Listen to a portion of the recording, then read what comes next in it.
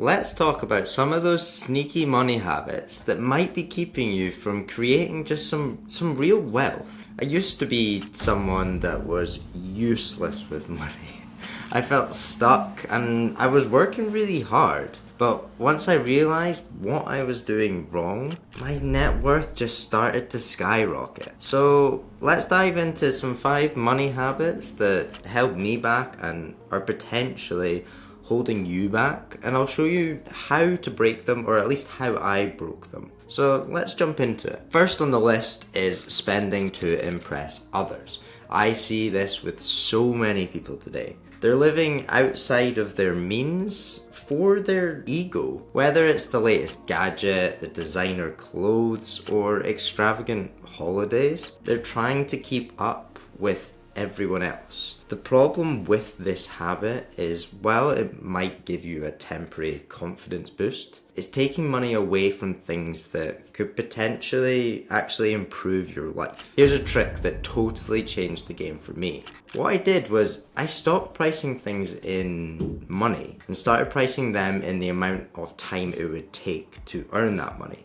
So for example, a pair of shoes might not cost £120 anymore, but instead they cost 8 hours of your time, assuming that you were on, let's say, a £15 an hour wage. And when you start to reframe it like this, you start to see it in a different way. You start to think twice before hitting that buy or tapping that card. And this is just a great mindset shifter, and it really helped me. Next up is underestimating small expenses, which is also known as the latte factor. Now, don't worry, I'm not about to tell you to stop drinking your daily coffee. I'm not one of those people. But rather, think about all those little purchases, the snacks, the streaming subscriptions, the takeaway foods. They seem harmless in small chunks, but over time they do stack up. They really add up to a lot of money, is what I noticed anyway. So a coffee here and a subscription there, and suddenly you're wondering where your money went. So to try and fix this, what I do is a mini financial review every just now and then, looking at what expenses really bring value and which ones can go. And you will be surprised how much you can save by just cutting back on the little things that you barely notice. Habit 3 is the get rich quick mindset. With social media full of stories about people making millions overnight, it's tempting to chase those quick wins, quick gains. But here's the truth.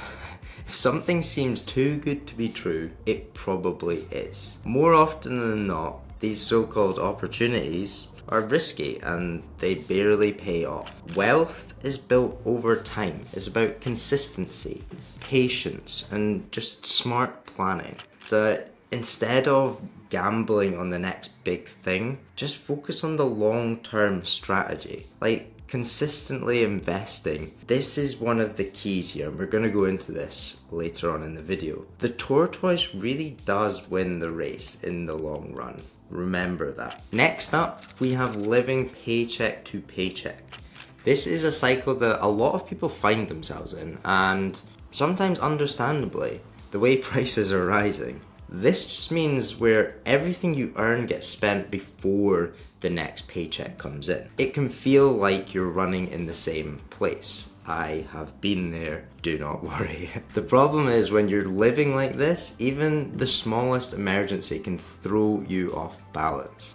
So what I did to try and counteract this is adopt the 50-30-20 rule. So this is when 50% of your income is for needs, 30% is for wants, and 20% is for savings and investments. So even if you start small, just prioritizing that 20%, or maybe you don't start off at 20%, maybe you start off at 5% investment, it can make a huge difference over time. So just setting up an automatic transfer into savings or an investment account, and you might not even notice that it's going out of your account, but you are building that safety net, that wealth in the background. Finally, habit number 5 is waiting too long to invest. And this habit costs so many people so much money.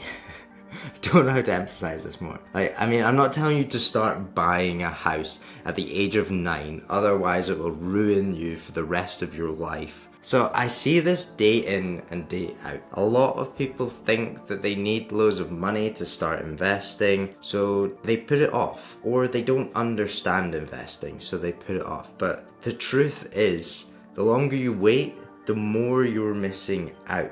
You know that famous saying, the rich get richer and the poor get poorer. This is how they do it. They invest rather than save. But here is the good news. It is way simpler than you think to start investing. Whether it is just simple stocks, index funds, or Bitcoin, which many people know that is my preference. The earlier you begin, the better off you'll be. And this kind of ties it into what we were talking about earlier, which is having a long-term strategy. The tortoise wins. Please don't go for those quick gains. It's about strategically planning. Let's just look at how compounding works.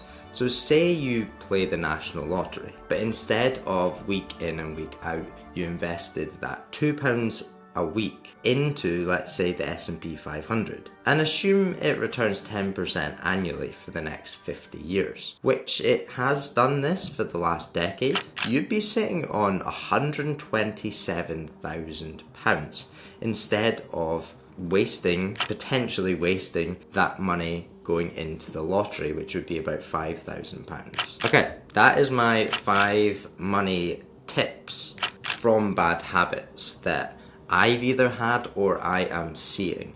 And this was my first video on YouTube, and I'm pretty excited to do some more. So please hit that like button, hit the subscribe button, whatever people say you're supposed to do. And I really hope that these 5 money habits have helped you, and they're easy enough to change into good habits and maybe just identify it in your life. So if there's anything you'd like me to cover next, just drop it down in the comments below. Ciao, I'll see you next video.